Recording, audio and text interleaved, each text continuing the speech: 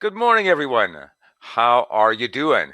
It's morning where I am, but maybe not where you are because, you never know where you're watching these things.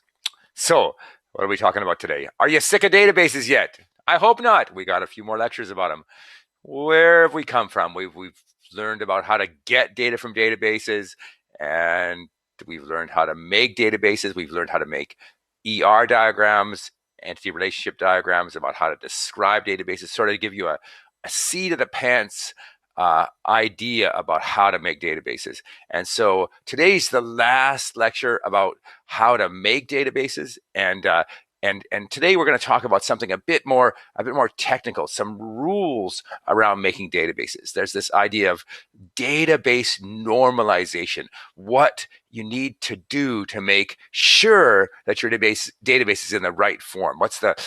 Before we've said, oh, no redundancy. We didn't really have rules around it. So these are the rules. It's very simple. There's three rules, three stages of database normalization, and that's what you're going to learn today. How easy is that?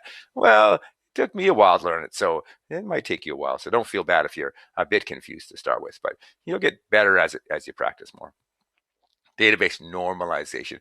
What does that mean? It means we want the data to be in as in the best possible form for getting the data out. And you've seen some examples of a badly normalized database. So the first database in your first tutorial had TDIAG1, TDIAG2, TDIAG3, all the way up to TDIAG25. And that was painful. It was painful. You had to look in 25 different places to find a diagnosis. And that's, you can see there was some inefficiency there.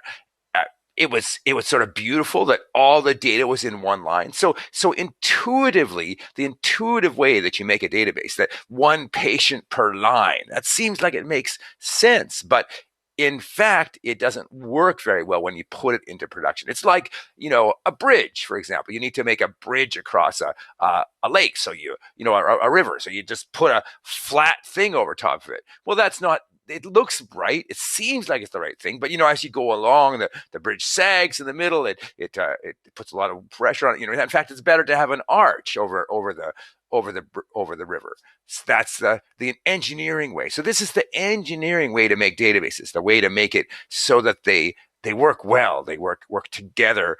That the pieces are in the right place and the right construction. So we're going to teach you how to construct a database in the proper way.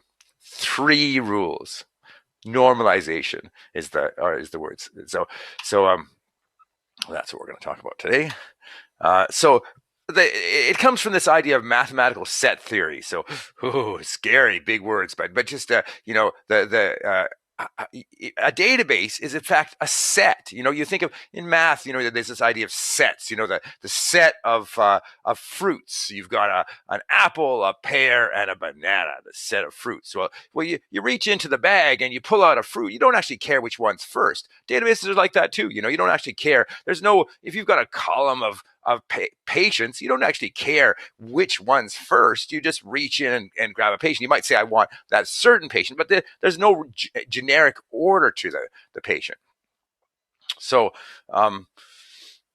yeah, and so then the sort of from that set theory, there's this idea that there's a normal form, and so there is a mathematical basis to it. What does that mean? It means you can sort of be assured that there's not going to be certain classes of problems with it.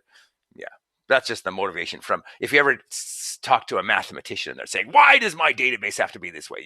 You can lay down the trump card and say, because of mathematical set theory. That'll be useful. So there's three stages, and the first stage is the first normal form.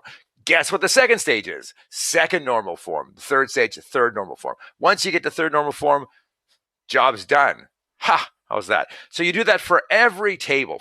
So you look at your table, you say, is the table in first normal form? So sometimes the table is in the first normal form. So example, the diagnosis table in our first database, that was in first normal form because it just had a diagnosis code and a diagnosis description. You couldn't you can't really get much more simple than that. That is, as you know, it's not complicated. It's so. But as you get bigger tables, they tend to fall out of first normal form. They're not any normal form. They're just a mess normal form. So what's the first normal form? No repeating groups. So that was repeating groups. That's T diag 1, T diag 2, T diag 3. Those are repeating groups. And as you know, that was messy. It didn't work very well. So the example at the bottom of the page here, HR. So this is a list of employees in a company, and the HR department has got a director, Diego, and employees, Tung, Jane, and Sally. So the Tung, Jane, and Sally are repeating groups. They're on the same line, connected together. So why is that bad? It means it's hard to pull one out. So if they're in one field, you've got to go find them in the one field. If they're spread across multiple fields, you've got to go look in multiple fields. It's messy. So no repeating groups. Atomic form can't be split. So you can't there's no way that the database can be split up. You want this data to be with this thing. For example, back to the diagnosis code example, the diagnosis code and the diagnosis definition, there'd be no reason to put those into two separate tables. They go together. So they're as not as small a piece, but as small a piece, like one line can be split into two lines. You don't want to have multiple entries in one row. So you want to break things down that can be broken down. And as well, every line needs to have a primary key. So in this case, what is in our little example here, the primary key would be the department code, the HR department, the payroll department, the finance department. So that's the atomic. So once you've got that, once you've got no repeating groups, once you've got and it's an atomic form, things are broken down, there's a primary key, then you can say, yes, I've got it to first normal form.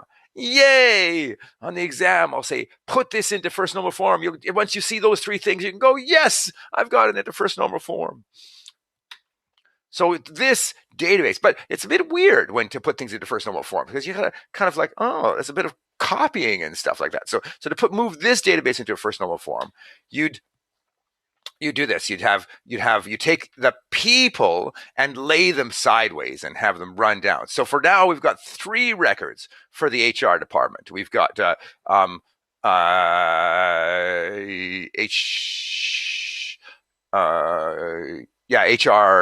Diego Tung, HR Diego Jane, HR Diego Sally, 2 records for payroll department, 1 record for finance department. And oh yes, and now we've got a primary key, and the primary key is at the level of employee. Like before, the primary key was at the level of department because each line was uniquely identified by the code for the department. But now we have to have a primary key. So we've done 2 things. We've broken it down into the atomic level. Each employee is one line, and we've got this other stuff in there. Now, when you look at this, you might think, hey, Dennis said there should be no duplication, no redundancy in the last lecture. In the lecture 2 lectures back, hey, Dennis, you're cheating here. There should be no redundancy. And there's redundancy here. Diego is redundant because Diego, this person, is the head of the HR department, but we've recorded that 3 different times. We shouldn't have to record that 3 different times. That should be in another table. That should be in the HR table. And that's what second normal form says. The second normal form says, hey, there's a problem here. And so you can kind of see it intuitively here. You look at it and go, hey, Diego should not be with HR department. Diego should be with Diego should be with the HR, but it shouldn't be recorded 3 times here. You are going to need to leave HR in this table because that's the foreign key. That's the thing that allows us to know what department Tung is with. So we do need to keep HR there. That's the link back to that table. But we don't need to have Diego there because Diego's multiple times.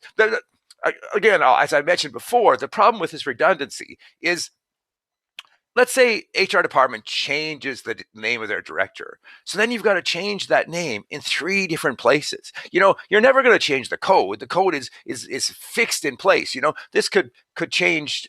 This department could change to employee relations, and you'd still call it HR as the code. You don't change the code. And we talk about why that's yeah. Anyways, but you don't change the code. But you definitely the director is going to change. Diego's going to be fired, and someone else is going to be hired. All those things. So and in this case, it's not too bad because you'd have to change it in 3 places. They're right beside each other. Blah blah blah. But oftentimes, for example, in a patient database, that's going to be stored across 10 million records, and they're going to be from one side to the other, and they might even be in different databases. So you really don't want to have to go and look and choose and change and change and change just when someone changes their last name or something like that. So you want that to be just attached to a key, the key being HR, and you have this somewhere else in one place. You change it in one place.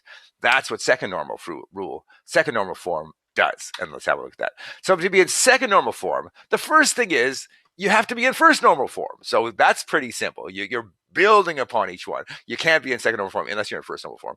And then all non-primary key fields must be dependent on the entire value of the primary key. So that's a long way of saying is that so it could be the primary key may be more than one field. That's why you have to say the entire value of the primary key, because it might be dependent on part of the value of the primary key. So let's go back to our example. So this is the primary key, employee ID.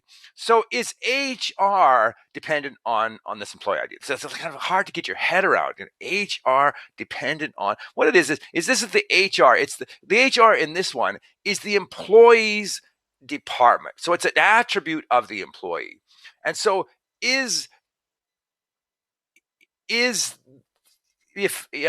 first thing is employee dependent on it? Yeah, of course. This is the ID. It means, are they connected? Yes, Tung is definitely connected to employee ID. There's no only it can't be connected to anything else. It's HR connected to employee ID. Yes, it is. It's totally connected to that. Whereas Diego is connected to HR, which is connected to things, but it's not connected to Tung directly. It's connected to Tung through HR, through that thing. So that's what that's saying. It's saying this column here, director, is not dependent on one. It's not only dependent on that one. You can see it's kind of a bit tricky to get your head around, and if you're kind of going, I don't know, it is tricky to get your head around. I learned it by just doing a lot of these things, and that's why I'm doing it as the third lecture, because it's not the most intuitive way to think about it, but it's the most canonical. You can use kind of mathematics to say, yes, this is the right way to design this database. So but the rule itself is pretty simple. It says this thing has to depend on this whole thing.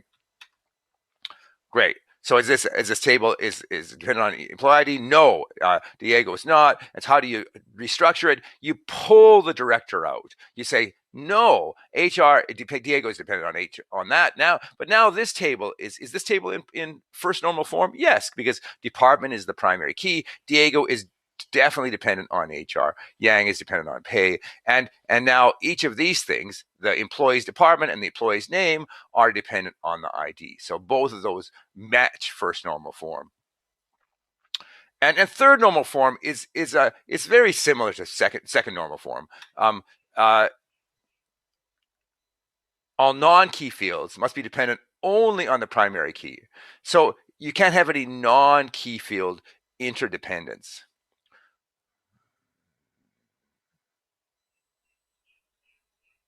In fact, I think this is actually a breaking of the third normal form rule, because department is a non-key field, and that was the one that we were having the problems with. So this slide should actually be in the next section, but it's the same idea. You pull out the things that are not dependent on the primary key. For example, state and country. Country is dependent on state, so it should be in its own table. And these tables are already in the third normal form. So you can see that this example, this part here, state and country should depend on state, should be in its own table. So if you've got the state, you should know the country already. But oftentimes databases do not go this far. They don't go to third normal form because they say, you know, we can just afford to store country as well, and so it's a bridge too far in often cases. So there's a bit of judgment about how far you take it. We if you know postcode, you know. Well, no, if you know suburb, you know postcode, but you're going to store postcode anyways. Why would you not? Why would you have a whole separate table that just has a correspondence between suburb and postcode? Postcodes are nice; they're numbers. You want to leave them in the table. So there is some judgment there, but that's the idea for third normal form. And I think that's no. There's more. Yeah. So summary. So a lot of this goes back to the other slides that we had before. Each entity must represent a single type of information. Just wait a second. Alexa, stop.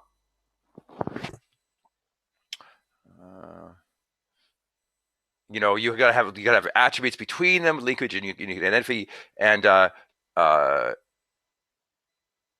no repeated information, and yeah, that's it. And so now, and then we're going to go through a little exercise in a bit.